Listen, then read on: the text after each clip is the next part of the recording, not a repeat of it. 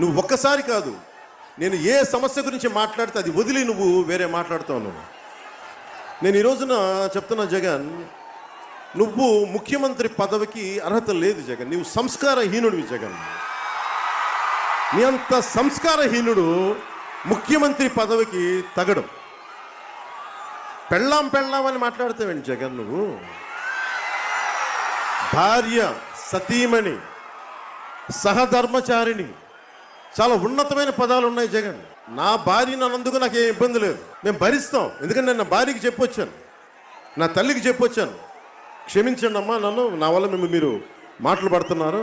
నేను నా ఆడపడుచుల కోసం వచ్చాను, నా అన్నదమ్ముల కోసం వచ్చాను, మా యువత కోసం వచ్చాను, మా రైతాంగాని కోసం వచ్చాను. వాళ్ళకి నిలబడే పరిస్థితుల్లో నన్ను కొన్ని మాటలు అంటాను. ఆ పరిస్థితులు మిమ్మల్ని కూడా ఒక మాట అనొచ్చు. అంటే నా భార్య బాధపడింది, కన్నీళ్లు పెట్టుకుంది, అర్థం